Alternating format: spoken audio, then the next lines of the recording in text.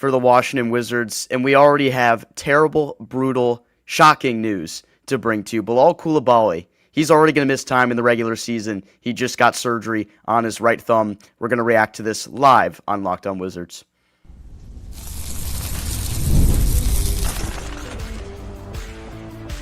You are Locked On Wizards, your daily Washington Wizards podcast, part of the Locked On Podcast Network.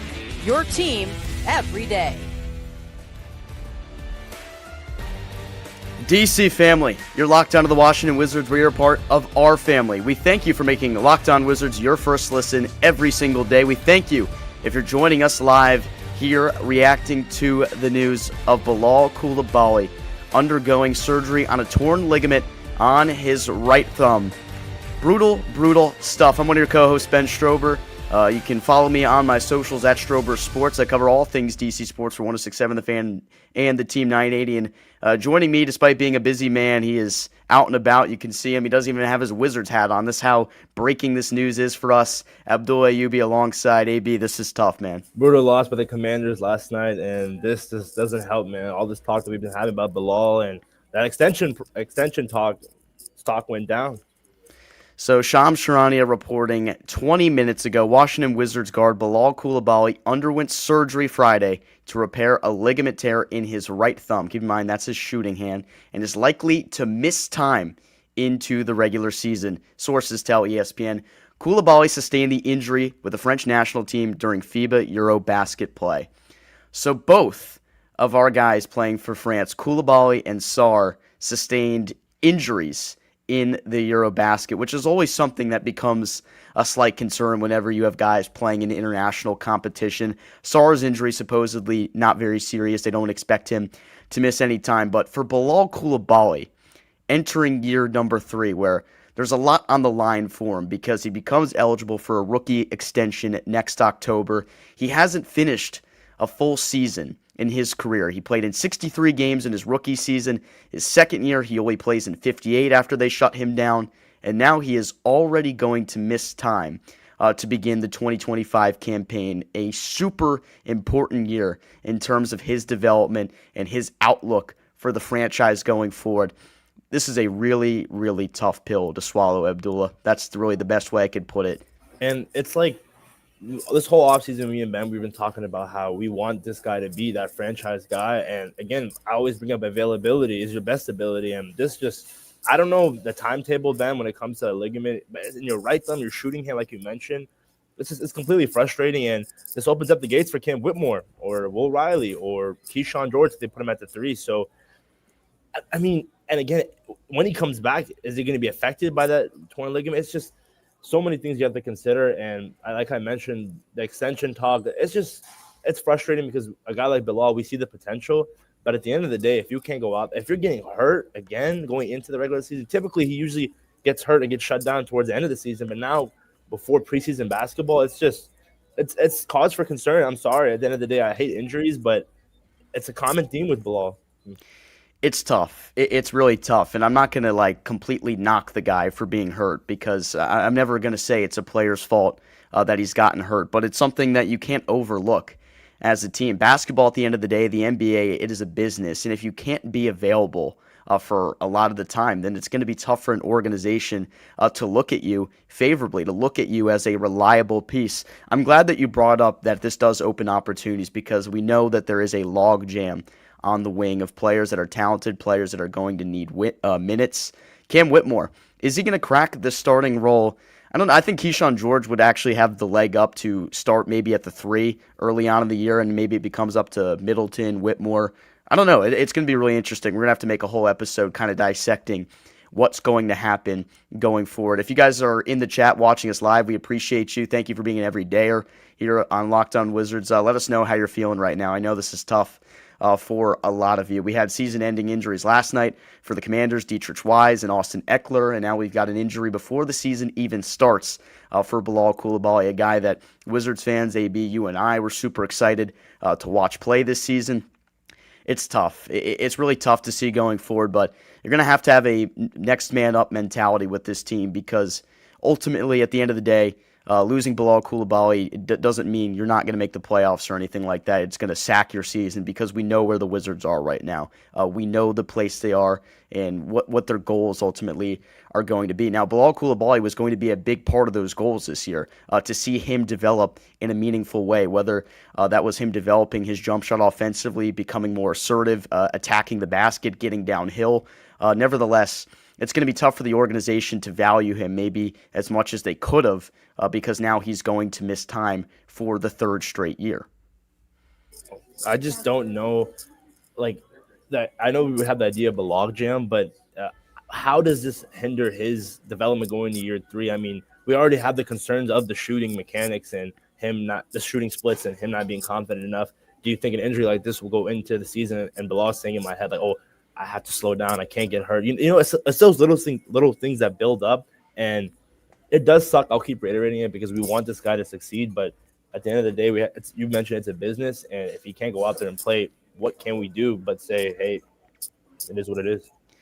Yeah, I wonder what the lingering effects could be, because sometimes this just happens with players where they can't stay on the basketball court. It almost becomes a mental thing for you, I feel like, at the end of the day, because if you know in your head that you have missed time for now 3 years in a row, and that's something that's going to hang over your head when you ultimately talk to this organization about your future, about the outlook of the future of the franchise, with you being a part of that. Because I think Bilal does have a role long-term here in D.C. I don't know if it's the exact role that he's looking for or some people are looking for, but he could be an absolute chess piece for this team that provides a lot of stability, a lot of just, not stability in a way, but like he can be what you need defensively. He can be that chess piece for you. It's a matter of, does he develop offensively enough to pay him big money long term?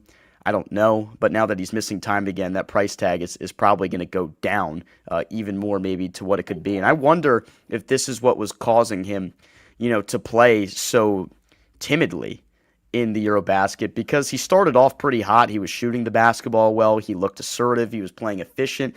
And then he really looked timid out there. He was very passive in the way he played, oftentimes kind of how he was last year at points in the season.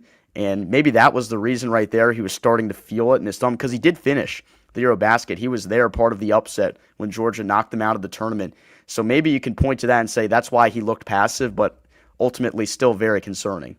He is ultimately our best defender on this team, Ben. I mean, you and I can agree on that. Absolutely. So we want him to go out there and guard the team's best offensive player, but losing, and when you're already a bottom 5 team in so many defensive categories, it doesn't help. So I think, and again, this injury came out today, but do you think it came right before the Georgia game?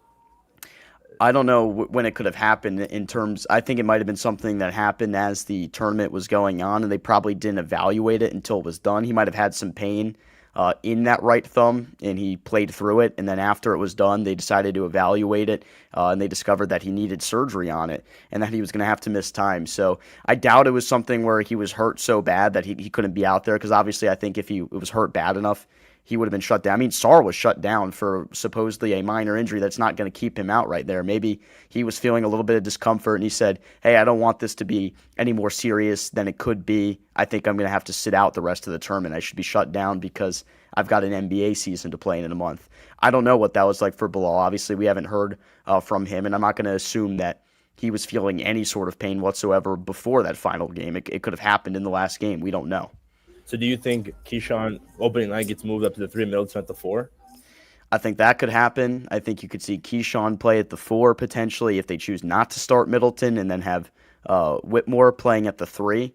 That would be super intriguing to see. But Whitmore's proven nothing to this organization yet. He hasn't played a single minute of Wizards basketball yet. So I feel like it's going to be more tough for him to get a role in the starting lineup as soon as the season starts. They're going to compete for it in camp, obviously, in the preseason, so maybe that could sway the opinions of Brian Keefe and the coaching staff for this Wizards team.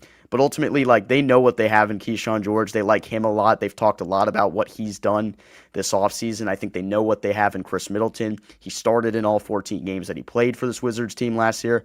So it'd be hard for me to see those two guys not starting with Coulibaly out to start the year. Yeah, again, very disappointing, but it's always next man up mentality. And if you're the Wizards, see what you got. And you traded for Cam Whitmore, maybe that amples up his minutes. And Chris Middleton, the usage that he'll get, maybe that'll increase his trade value. But very disappointing news, but we're hoping and we're praying for a speedy recovery for Bilal. Absolutely. When we come back, we continue to react to the news. Bilal Coulibaly, surgery. He got it today on a ligament in his right thumb. He is going to miss time to begin the regular season. We are unsure how much. We continue to react to that when we come back. The NFL season is here, and FanDuel is making sure you're ready for kickoff with a can't-miss offer. Right now, new customers can bet just $5, and if your bet wins, you'll get $300 in bonus bets to use across the app. I love using FanDuel because it fits however I like to bet. Player props, same-game parlays, or even jumping in live as the action unfolds. It makes every game even more exciting. Whether I'm watching my team or just keeping an eye on fantasy lineups, it's quick, easy, and the best way to add a little more energy to Sundays. So are you ready to play? Download the FanDuel app today by visiting FanDuel.com to get started. That's FanDuel.com to place your first $5 bet. Back reacting to the news, Bilal Coulibaly will miss time to begin the regular season after surgery on a ligament in his right thumb. This is all reported by Shams Charania, the lead insider for NBA ESPN. We got a comment right here from just X. Dang, between the Skins getting whooped last night, Bilal today, shaking my head. Yeah, that's how I'm feeling right now. It's tough. It's tough news considering because we have spent this whole offseason trying to get ready for this Wizards season because as an organization, as a fan base, it's tough to get behind the team and really find reasons to go out there and watch every night when you know they're losing a lot of games like they have the past 2 years. They lose 64 games the year before, and I don't know how much more you're going to expect. I hope they get to around 25 wins this year. But you got to look at bright spots. You got to find things to look at every single night, whether that would be Bilal Coulibaly out there being assertive, improving on his offensive game, and now we're getting less and less of an opportunity to see it. And the one thing we have harped on the whole offseason is being available. He has not finished the season yet, and now he is not surviving to the start of the year. He's going to miss time to begin the year, so if ultimately he does end up coming back and sustains a different injury at some point in the year, then you're looking at missing even more time. It's just really tough to evaluate exactly what you have in a guy when he hasn't been able to be out there on a consistent basis. I know he's been able to make it through 3/4 of the season, but that's not enough. It's simply not good enough to evaluate a player that you know is a project. When they drafted him, they knew he was going to be a project. They knew he had the athletic tools to be great on the defensive side of the basketball. He is great on the defensive side of the basketball. When is he going to make the leap offensively? Because we've seen him get downhill and go up with that left hand and throw it down on dudes' faces.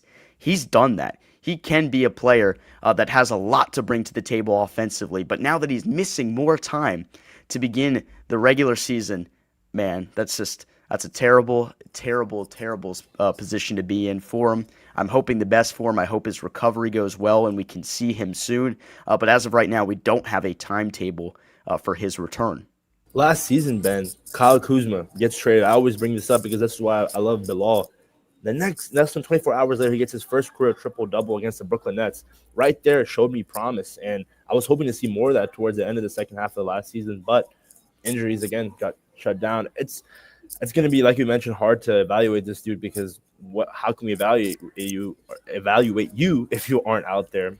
Very concerning, and I want to see how guys in the wing take advantage of this opportunity. Will Riley be able to get some minutes? I mean, gets called up from the Capital City Go-Go. Corey Kispert, the guy that's somehow still on this roster, will he take advantage of those minutes? I guess the one not good side, but the one thing that we can say, at least it's not a position where we're thin at. We always mention the whole surplus of wings, so we'll just have to see who steps up. And bottom line for me, and we're making this video right now because this is the breaking news. This is obviously huge. If you're a Wizards fan, something you're going to evaluate as the year goes on. Bottom line, by the time the season starts, if you aren't out there playing, I'm not thinking about you. I'm not worried about you unless I know you're coming back soon. I'm out there trying to evaluate who is playing every day. It is next man up. Cam Whitmore. It's your time, dude. Cam, if you want to get the keys to become this franchise's best scorer, if you want the opportunity you feel like you didn't get in Houston, this is your time, man. Like, if I'm him right there, I mean, obviously, you're never praying on the downfall of your teammate or anything like that, but he knows with this news that this is an opportunity, and it's a business at the end of the day. If you are not out there, I am not worried about you. I'm wishing the best for Bilal. I hope he recovers. I hope he comes back and can prove any qualms that exist about him offensively completely wrong. But Cam Whitmore, man, Keyshawn George, this is an opportunity for you because you knew you had a logjam on the wing when you got traded to this team if you're Cam. You saw the opportunity that came to you because you're going to a team that's not in a win-now mode, like the Houston Rockets. And now maybe arguably your top competition is not going to be there to start the season. This is your time to really prove why this team traded for you. 2 second-round picks, yeah, it's not a huge asking price, but that still shows there's belief from this organization. They don't trade for this guy for no reason. He's going to go out there and he's going to play significant minutes. They're going to expect him to be a scorer on this team. This is the opportunity for him, maybe. That's all I can say right now. When it comes to Bilal's usage, do you think this opens up more shots for a guy like Trey Johnson, Ben? I mean, I know we wanted to see Bilal take a good amount of shots, but since he's not going to be out there, you think Trey gets more of that usage? I think even if Bilal was out there, Trey was going to have a super adequate amount of usage. He's just too good with the basketball in his hands, and he's the guy that you need to be the scorer as well. Whitmore and Trey Johnson, if those two are the leading scorers at the end of the year next year and prove themselves as really great offensive commodities, I want to be super excited of the outlook of the team going forward from that point on. I want Bilal to be here. I want him to play. I want him to show me what he can do offensively. I want him to continue to build on what he's done defensively. But he's not out there right now, and he's not going to be out there to start the year. So everybody else, I'm looking at you. You're under the microscope. That's just the way it goes.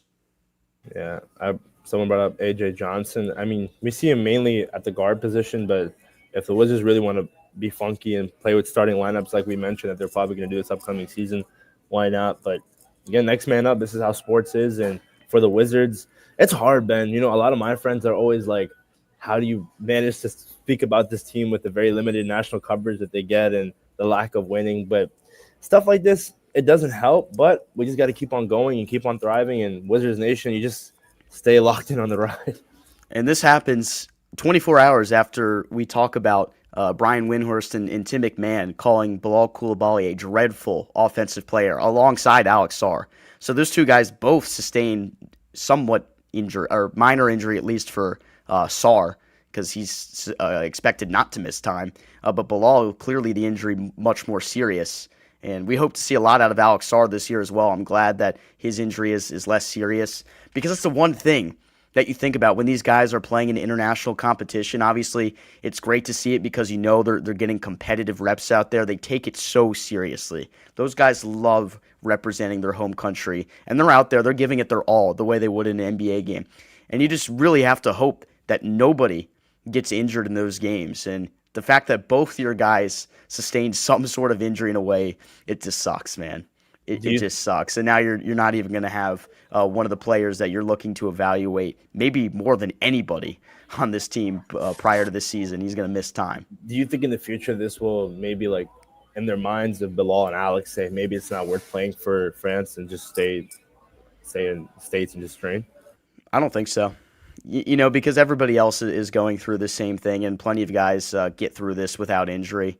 I think the bottom line is it's never going to stop people from playing in these kind of tournaments. I mean, think about the NHL last year. They had that Four Nations thing that happened in the middle of the season. I think the Capitals got lucky that they didn't have dudes playing in that because people were out there killing each other. They were actually murdering each other. They were fighting. It was nuts. And as a fan, you're just like, oh my gosh, I really don't want anybody to get hurt out there. And it's selfish in a way because you want to see them out there for your team. But, you know, from their perspective, they're saying, hey, I want to go represent my country. I want to go play. So I'm not going to say, like, I don't want those guys to go out there and play. I have no problem with that. Injuries are part of the sport. You can get injured in practice for all we care. So I'm not going to really look at it from that lens. Yeah, tough news. But next man up, like we mentioned this whole episode, and we're praying for a speedy recovery. Emergency live. Right now I'm at Panera, Ben. Hopefully you guys can hear me properly. No hat. You just getting work done there? What's going on over there? Yeah, getting work done today. This definitely emergency live. We do it for you Wizards fans out there. Anyone who's listening, we appreciate you guys. whether it's listening on Simplecast or YouTube. Yeah, I thankfully today I finally got the day off from working the Sports Junkies. I was there late last night doing some of the pregame stuff, postgame stuff for the Commanders game, and I was down here just doing a little research, doing a little preparation, and the news broke. So you and I got down to it. If you're in the chat right now, let us know. Drop something. Let us know how you're feeling. We'll stick around for just a couple more minutes and see what the temperature is for everyone. Bilal Coulibaly, if you are just tuning in, undergoes surgery today on a ligament on his right thumb. That is his shooting hand. He is going to miss time to start the regular season. We tanking early for the 2026 draft. Well, we knew we were going to be a lottery-bound team. That was never going to be out of the question for us. I think they would do whatever it takes to make sure they secure having a pick in next year's draft, bottom line. But I don't know. I mean, maybe if Whitmore takes his role in the starting lineup and he's scoring 25 points per game, then that's going to hurt your chances at a tank in a way. But no, this team, regardless of who's out there, they're not going to win enough games, I think, to kill any kind of tank at this point. I still think 25 wins probably the ceiling for this team. I know some of you guys think we might be a little bit better than that. I'll reserve judgment until I see them play in a regular season game, but that's just how I'm feeling right now. I'll give Bilal my right thumb, Ben. That's how much I want him to go out there and play. You see this? I don't need it. I'll give it. I mean, I want his right thumb is probably. I mean, actually, you're a tall dude. Like maybe his thumb isn't that much bigger than yours. No, I don't know. I kind of have like this Kenny Pickett small hand, so it's kind of like a recessive thing. But Well, you're like 6'4" though. yeah, I know it's a curse. But I'm pretty sure like it was Kenny Pickett, right? He had small hands coming out of the draft. Yeah. So yeah. Bilal, he wouldn't want my thumbs. Like I'm 5'6", so nobody's gonna my hand. I can't palm a basketball. So what good am I? I can't even palm the damn basketball. It wouldn't be any good for him. Yeah. But we hope to see Bilal make a full recovery as soon as possible. Get back out there and continue to build on what he was able to do when he was on the floor through 2 seasons. But right now, it's just a brutal look. Brutal start for the organization, brutal for him going forward, knowing how important this third year was going to be for him. Just in terms of you're the organization, you're trying to get your best evaluation on every single player you have on the floor, because that's the whole point of this rebuild in playing in these seasons, even though you're not winning a lot of games, is you need to see guys have meaningful development, and you need to find out who needs to be here long-term when the organization is in a position to win again, hopefully sooner rather than later. But it's tough for Bilal, man, but we wish the best for him. Yep. And next man up. That's what I'm going to keep saying. Yeah, we're going to continue to push out the content as we go. But everybody, we thank you if you joined the emergency live stream today. Let us know if you're catching it later. Your reaction to the news: Bilal Coulibaly undergoing surgery on a ligament on his right thumb. It's just tough. It's tough, but we'll keep it more. We thank you for making Locked On Wizards your first listen today and every single day. Subscribe to us, become an everydayer. If you aren't already, check us out on our socials at Locked On Wizards on Twitter, LockedOn_Wizards on Instagram. For my co-host Abdullah, check him out on all his coverage on the DMV Sports Zone page. I am Ben Strober. You can check me out on my socials at Strober Sports. Wizards Nation, we're out.